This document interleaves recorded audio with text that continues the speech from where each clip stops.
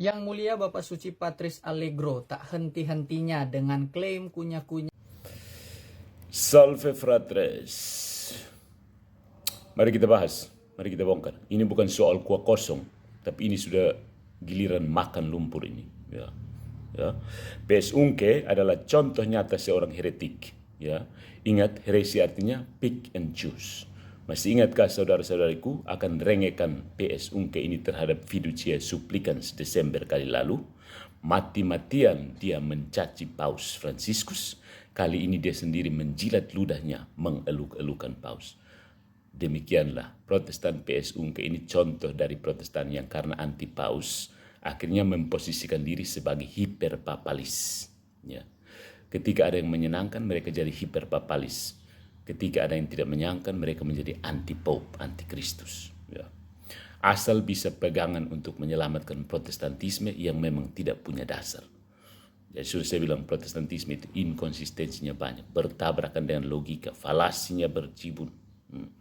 Yang kedua, dengan menggunakan Bapak Suci Allegro, ungkapan ini, untuk sekedar mencari perhatian, PS Ungke berani dengan tegas melanggar doktrin favorit Protestan, total depravity.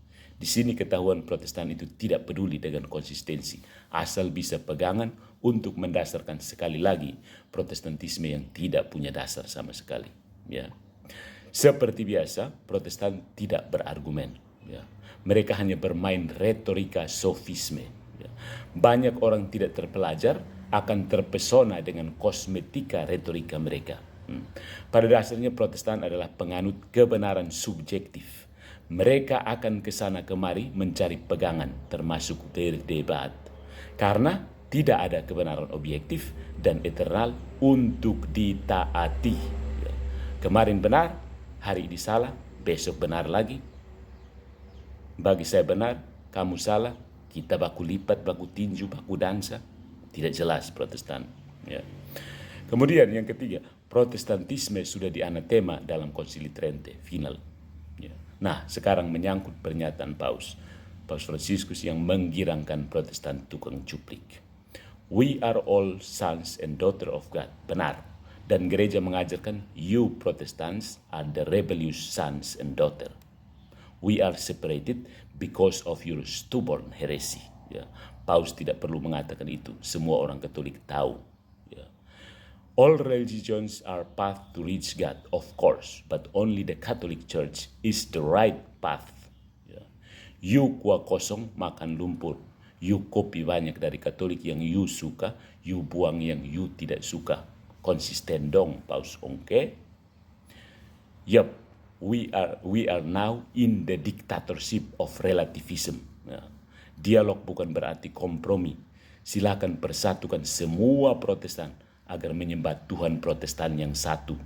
Yang sementara ini menyembah Tuhan tari-tarian, unitarian, trinitarian, geotarian, termasuk yang tidak tarian seperti SSY.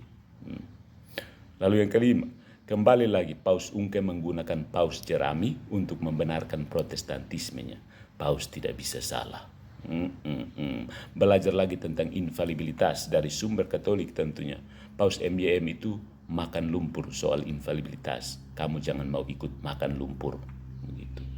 Sekali lagi, 41 proposisi Romo Martin Luther OSA sudah dianatema dalam Bulla Exsurge Domine 15 Juni 1520.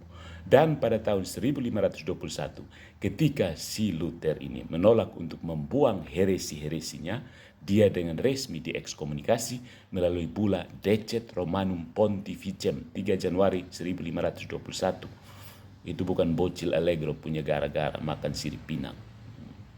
Akhirnya, Konsili Trente menganatema prinsip-prinsip dasar Protestantisme yang terbukti memporak-porandakan kekristenan dan mengencerkan kekristenan menuju relativisme seperti yang terjadi dengan si PS Ungke ini. Kuah kosong, makan lumpur lagi.